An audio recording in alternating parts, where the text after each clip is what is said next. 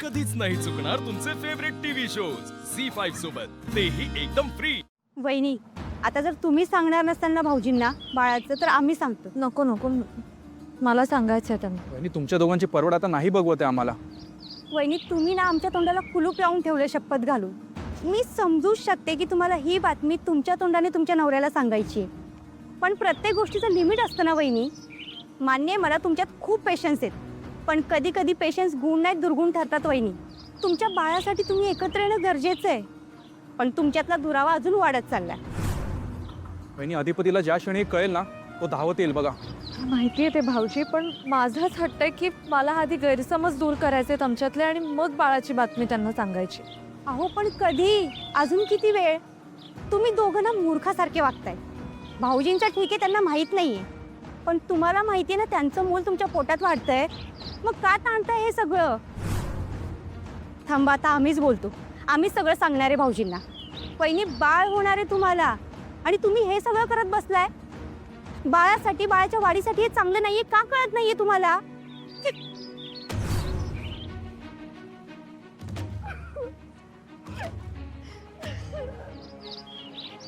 वहिनी,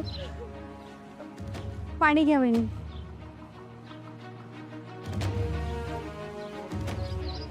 I am sorry वहिनी।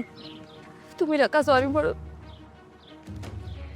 तुमचं म्हणणं बरोबर आहे, मलाही बाळासाठीच वाईट वाटतंय। आय एम सॉरी वहिनी, तुम्ही प्लीज रडू नका।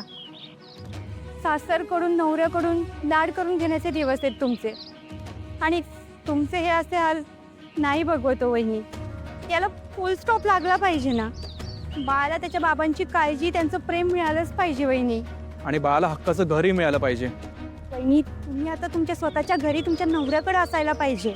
वहिनी, तुम्हाला वाईट वाटावं म्हणून नाही बोलत आहे मी, पण आता हातावर हात ठेवून बसून चालणार नाही म्हणून बोलते वहिनी।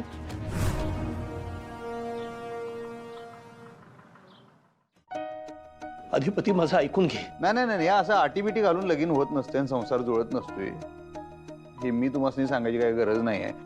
आता मास्तरीन बाईसनी जर या घरला यायचंच नाही तर त्या परत येण्याची अट घालून कशाला लगीन करता तुम्ही? ती अट काढून टाका पाहिजे तर, मग माझी काही ना नाही। बघा, मास्तरीन बाई या घरात परत येण्याचा आणि तुमच्या दोघांच्या लग्नाचा काही संबंध, मुळात मास्तरीन बाईसनी इथं यायचंच नाही, गोड तिथे पेंड घाते। अरे अधिपती, असं नाही आहे, तुला वाटतंय तसं नाही आहे। अक्षरा चांगली मुलगी आहे। मी कुठं म्हणलं मग वाईट आहे? मी त्यांच्यासाठी चांगला नाही, आमच्याशी लगीन करून त्यासनी पश्चाताप झालाय, मोठी चूक झाली, गोड चूक झाली त्यांच्या आयुष्यातली। मी त्यांच्यासाठी चांगला नाही, त्या चांगल्याच आहेत की ओरिजिनल मध्ये, आम्ही वाईट आहे। आमच्यासारख्या कमी शिकलेल्या माणसावर त्यांनी लगीन केलं, ती चूक त्यांच्या आता लक्षात आली, पण उशिराच चूक लक्षात येऊच शकते। ती आठ तेवढी काढा, बाकी सोडा, माझं तोंड बंद करतो मी, तुम्ही आठ काढा। अधिपती, अक्षराचं प्रेम आहे तुझ्यावर, एवढं तरी माहिती आहे ना? हां, म्हणताना डिवोर्सची नोटीस दिली आम्हाला। झी5 ॲप डाउनलोड करा आणि पहा सर्व एपिसोड्स एकदम फ्री।